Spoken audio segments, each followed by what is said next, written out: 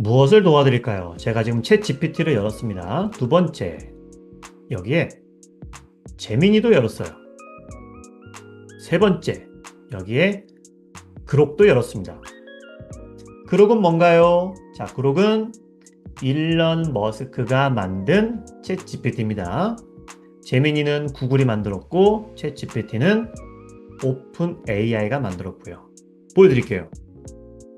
앞서 다크 팩토리의 장점이 뭐야? 라고 그랬죠. 그러면 꼭 기억하세요. 그 문장 그대로 프롬프트 입력하지 마시고요. 할로시네이션, 얘가 딴소리 하는 것을 못하게끔 이미 저한테 설명 한번 들으셨잖아요. 다크 팩토리가 뭔지. 그러면 본인이 알고 있는 지식대로 일단 물어보는 거예요. 다크 팩토리가 뭐야? 저는 이 녀석한테 나를 주인님이라고 부르게끔 해서 저를 주인님이라고 부른 거예요.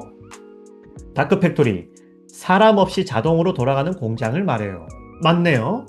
다크라는 말이 붙는 이유는 사람이 없으니까 불을 켤 필요 없어서 어두워도 되는 공장이란 뜻이에요. 맞죠? 자, 쉽게 말하면 사람이 없이도 기계나 로봇이 일해요. 불 안 켜도 되니까 다크. 주로 자동차, 전자제품, 물류, 예시. 테슬라 공장에서 로봇이 자동차를 거의 혼자 만들어요. 아마존 물류 창고도 로봇이 물건을 옮기고 정리해요. 한마디로 완전 자동화된 공장. 이해되셨나요? 그러면 제가 앞서 말씀드린 내용과 틀린 게 없죠. 그럼 이제 이렇게 가자고요. 이거는 다크 팩토리에 대한 정의를 설명해 준 거고요. 이때 앞에 다크 팩토리에 대한 정의가 만들어졌으니까 이제 두 번째 프롬프트 갑니다. 뭐라고 이제 하냐면 앞에서 봤던 거예요. 장점이 뭐야? 근데 이때 장점이 뭐야? 라고만 물어보지 말고요. 장점을 5개 혹은 10개 말해줘. 푹 집으세요. 이걸 말하지 않으면 3개 내지 5개만 말해줘요. 저는 10개라고 볼게요. 10가지 알려줘.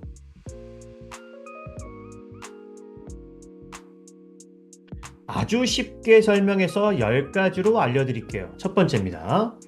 사람이 없어도 계속 일해요. 실수 없이 똑같이 만들어요. 정확하게 만든다는 얘기죠. 인건비가 줄고 속도가 빠르고 불필요한 전기나 에너지를 줄이고 코로나 같은 상황에도 계속 돌아가요. 이제 이게 중요한 거예요. 인간이 했으면 코로나 같은 내용이 나오기까지는 아마 여러 번의 과정을 거쳤을 거예요. 공간을 더 효율적으로 써요. 데이터를 바로바로 저장하고 분석해요. 위험한 일도 할 수 있어요. 더 많은 물건을 싸게 만들 수 있어요. 근데 이때 단점도 알려드릴까요? 이게 바로 챗 GPT가 추론력이 좋아졌다는 거예요. 내가 장점을 물어봤으니까 그럼 당연히 단점도 필요하겠죠. 근데 제가 단점을 하기 전에 하나만 더 갈게요. 공간을 더 효율적으로 써요. 로봇은 좁은 공간에 일할 수 있어요. 근데 제가 앞서 말씀드린 건 뭐예요? 공간을 효율적으로 쓴다. 인간이 없으니까 화장실, 식당, 주차장 필요 없다 그랬죠. 이때 7번에 대한 공간이 무엇을 말하는지 다시 설명해줘.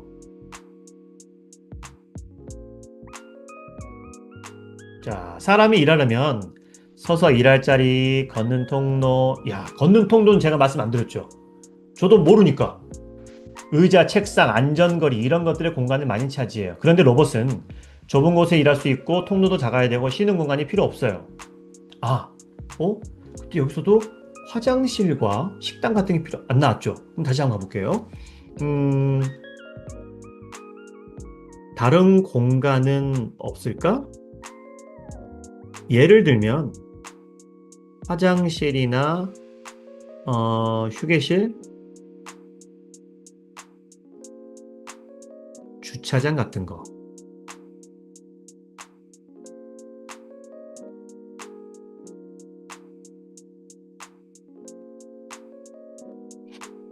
사람이 없으니까 화장실 만들 필요 없어요. 로봇은 밥을 안 먹고 쉬지 않아요. 이런 공간은 필요 없어요. 그죠? 탈의실, 사무실, 주차장, 비상구, 에어컨, 조명 시스템 바로 이런 거예요. 제가 말씀드린 게 이런 거라고요. 인간이 생각을 하게 되면 화장실, 휴게실, 식당 정도만 하게 되는데 이때 작업복을 갈아입는 곳, 문서 정리하는 사무실, 출근을 안 하니까 차 세울 곳, 그 다음에 비상구, 에어컨, 조명 시스템. 사실상 저는 여기까지 생각 못 했거든요. 항상 기억해 주세요. 이렇게 앞에 내용들이 다 나오고 나면 이제 뭐 남았나요? 단점이 남았죠. 한번 보자고요. 그럼 단점도 10가지 알려줘. 자, 단점 같은 경우는 인간은 또 생각하는 게 있겠지만 또 제가 생각하지 못했던, 인간이 생각하지 못한 단점도 얘가 10가지를 알려줄 수 있어요. 네, 한번 볼게요. 저 같은 경우는 단점 10가지 하게 되면은 고장이 났을 때, 물론 사전에 AI가 알려주긴 하겠죠. 다시 한번 갈게요. 첫 번째.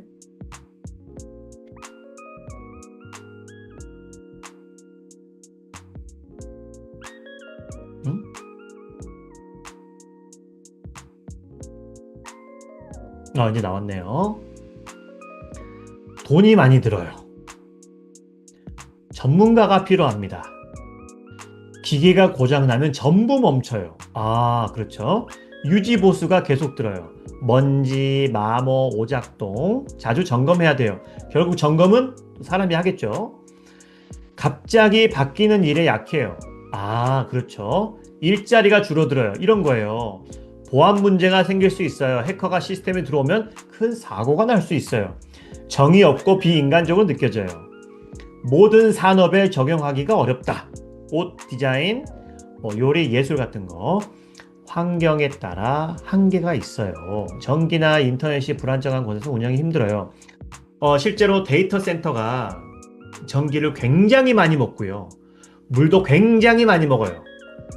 일단은 그 많은 서버를 돌리려다 보니까 전력이 필요하고 그 서버에서 발생하는 열을 식히기 위해서 물을 써줘야 되고 전기도 써줘야 되고요.